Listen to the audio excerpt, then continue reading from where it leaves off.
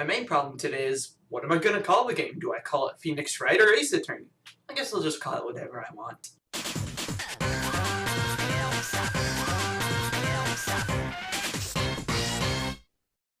A couple months from now, the next game in the Ace Attorney series will come out, Spirit of Justice. So to celebrate the upcoming release, I decided to take a look at the first trilogy of the Ace Attorney series and review them. But first we must start at the very beginning. Phoenix Wright Ace Attorney was a game developed in Japan for the Game Boy Advance, but was then ported to the DS for an international release along with the other two in the trilogy. I had heard about the series through YouTube, but my interest for it didn't really happen. It is until I watched the Phoenix King's Top 15 Ace Attorney tournaments and then my interest took flight. Where has that guy been? Anyway, that video got me interested, so I looked up the game, found that it was at my local GameStop, and bought it sometime after. So yeah, this was the game that got me into the series, but does it hold up at all? I mean, future Ace Attorney games are loved by many people, but what about the original? Well, that's what I'm here to find out. Also, before I begin, I should tell you about something. Because Phoenix Wright is a visual novel, therefore it has a big focus on story, I will be spoiling a couple moments from the game. You have been warned. With all that said, let's start this case.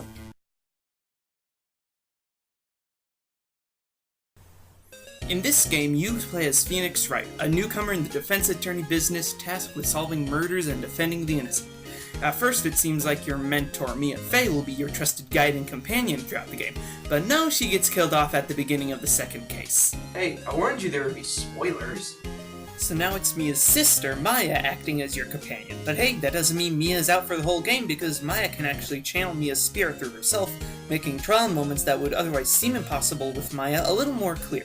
Along with Mia and Maya, there's also the recurring prosecutor and fan-favorite character Miles Edgeworth, and the clumsy and sometimes dumb Detective Dick Gumshoe.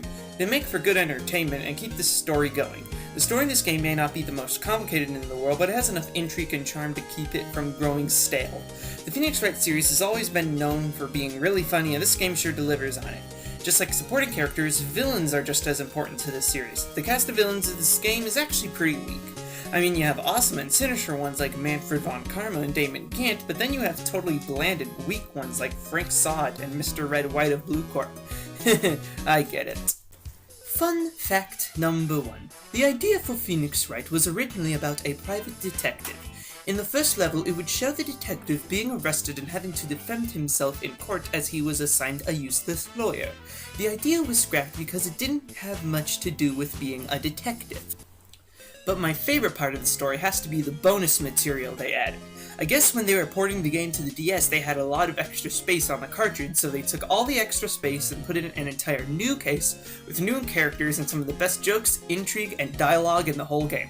However, I've been praising the game so much that I've forgotten to talk about my major problem with it, and that's the fact that the first few cases in the game aren't that great. Now I get it, they're the first cases in the game, and in the entire series for that matter, but dang, the NPCs are boring with the exception of Larry, and the mysteries just aren't really interesting. So while the story has some problems, it still has a lot of good stuff to keep it going. Since this is a visual novel, like I've been saying, presentation is just as important to games like these as story. After all, you're basically looking at a blank screen for most of the game. And also, since this was a DS port of a GBA game, I could judge this simply as a GBA game. But since I have the DS re-release, I'll be judging it as such. For a game released in the DS's early years, it's held up pretty nicely. The backgrounds look nice, the character sprites and animation are well detailed, and the sound effects are good despite sounding a bit too bit-crushed. But if there was one thing about the presentation that I think everyone can admire about this game and the series in general, is the music. Phoenix Wright has some really beloved pieces of music. Need I talk about Pursuit Cornered? Other memorable tracks in this game include the Courtroom Lobby, Ema Sky's theme, Recollection DL6 Incident, and Rise of the Phoenix, the end credits to Rise from the Ashes. While this isn't my favorite soundtrack in the Ace Attorney series, it's definitely my second favorite. Fun fact number 2. The reason multiple characters appear in different levels in the game was because it would reduce the amount of data being used. The developers then thought about how characters from previous cases could come back and affect the story in new and interesting ways. That sounds interesting. I wish I had more to talk about with the presentation, but I really can't add anything else. It works for the game, and it's really solid overall. Nothing else to say, so let's move on to the gameplay. You'd think that because this is a visual novel, like I've been saying 100 times, you'd think there would be little gameplay to talk about. But you're actually wrong. Phoenix Wright actually requires a lot of thinking and strategy. Okay, let's break it down. There are two gameplay segments to the Phoenix Wright series, the courtroom and the investigation segments. I'll start with the courtroom segments. In the courtroom, you're tasked with defending innocent suspects and pointing out contradictions in people's testimonies who you think are guilty of a crime, just like a normal attorney would. Or not. The witnesses will explain their circumstances for being involved with a crime with a testimony.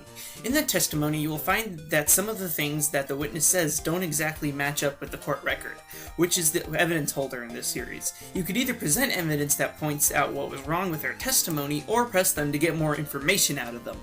Fun fact number 3. One new thing added to the series while the game was being ported was the ability to say "hold it," "take that," and "objection" into the DS's microphone, creating more memes than the internet would be able to handle.